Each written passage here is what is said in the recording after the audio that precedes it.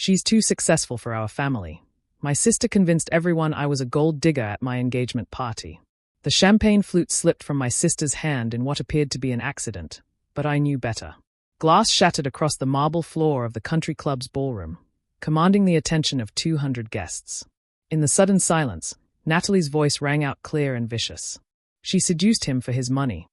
She stood in the center of the room, waving a manila folder above her head like a war banner.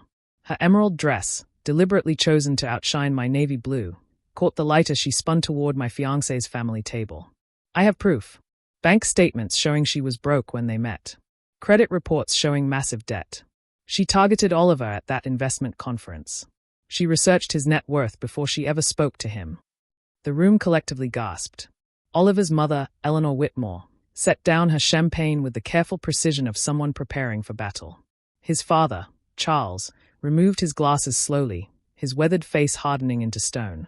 The Whitmore family, old Boston money, 3 generations of successful venture capitalists, did not tolerate gold diggers.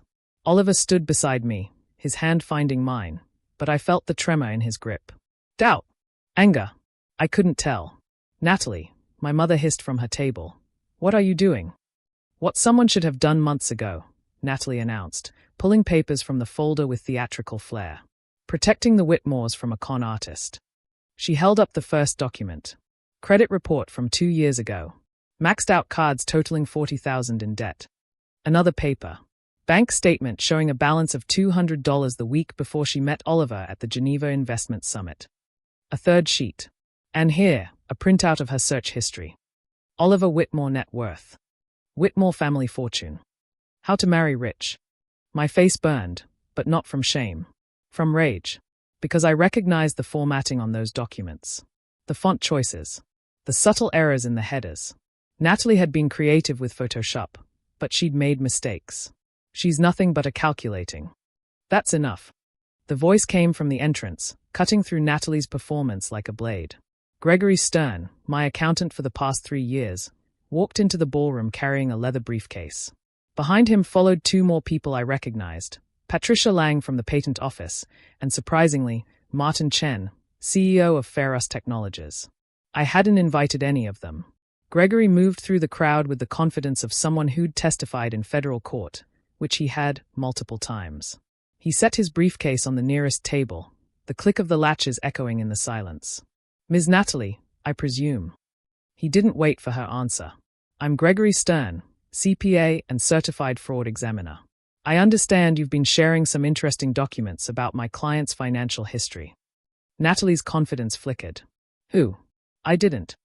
No, you didn't invite me. Ms. Morgan did, yesterday, when she suspected something like this might happen. He pulled out his own folder, significantly thicker than Natalie's. Shall we discuss actual documents? Verified ones. Eleanor Whitmore stood slowly. What's going on here? Gregory turned to her with professional courtesy. Mrs. Whitmore, what's going on is fraud. But not the kind Ms. Natalie is suggesting. He pulled out the first document. This is Juliana Morgan's actual credit report from 2 years ago. Perfect credit score of 807. No debt whatsoever. That's fake. Natalie sputtered. It bears the official seal of all 3 credit bureaus and can be verified with this QR code. He held up the paper so everyone could see. Now, let's discuss the bank statements.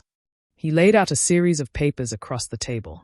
2 years ago, Ms. Morgan's checking account did indeed show a balance of $200. What Ms. Natalie conveniently omitted was the investment portfolio worth $3.2 million, held in a separate brokerage account. The gasp this time came from Oliver's side of the room. Martin Chen stepped forward. Perhaps I should explain. 2 years ago, I acquired the patent rights to a medical device designed by Juliana Morgan during her postgraduate work at MIT. The payment was $3 million upfront, plus royalties. She never went to MIT. Natalie's voice cracked with desperation. Patricia Lang pulled out an official-looking document. Patent number 9,847,221. Automated insulin delivery system with predictive glucose modeling. Inventor, Juliana K. Morgan, MIT graduation date, June 2019, PhD in biomedical engineering. The room shifted, a tectonic realignment of assumptions. I watched my parents' faces cycle through confusion, disbelief, and something approaching fear. Gregory wasn't finished. As for the search history Ms. Natalie presented, interesting how those searches were allegedly made from an IP address registered to. He checked his notes with theatrical precision. Ms. Natalie Morgan's apartment. Digital forensics is fascinating, isn't it? You're lying, Natalie whispered, but her voice had lost all power. Am I? Should we discuss the email you sent to Printshop Pro 24 3 days ago, ordering custom bank statements? They keep excellent records, especially after being subpoenaed. Oliver's hand tightened on mine, but this time with solidarity, not doubt. Eleanor Whitmore moved across the room with the grace of someone who'd navigated 1,000 social disasters. She stopped directly in front of Natalie. You created false documents to destroy your own sister's engagement. Natalie's mouth opened and closed without sound. Then, desperately, she turned to our parents. Tell them how she was always jealous of me. How she always had to show off, had to be better. Stop. The word came from our father, quiet but final. He looked older suddenly, shoulders bowed under the weight of recognition. Just stop, Natalie. But Daddy. She never told us. Our mother interrupted, her voice hollow. The patents, the money, MIT. Juliana, why didn't you tell us? I finally spoke, my voice carrying across the silent ballroom. Would you have believed me? Or would you have done exactly what Natalie did? Assumed I was lying, showing off, trying to make her feel small. The truth of it hung in the air like incense, heavy and undeniable. Besides, I continued, turning to address the room, I learned early that success in my family was seen as betrayal. Every achievement was treated as an attack on Natalie. On a roll. I was trying to embarrass her. Full scholarship. I was making her look bad. So I stopped sharing. I went to MIT quietly. I filed my patents privately. I built my life in silence. Martin Chen cleared his throat. If I may add, Ms. Morgan never knew Oliver's net worth when they met. She actually turned down his first 3 dinner invitations because, and I quote from her email to me, I don't have time for entitled trust fund boys. A surprised laugh escaped from Charles Whitmore. She said that. Oliver grinned for the first time since the chaos began. She did. To my face, actually. Took me a month to convince her I actually worked for a living.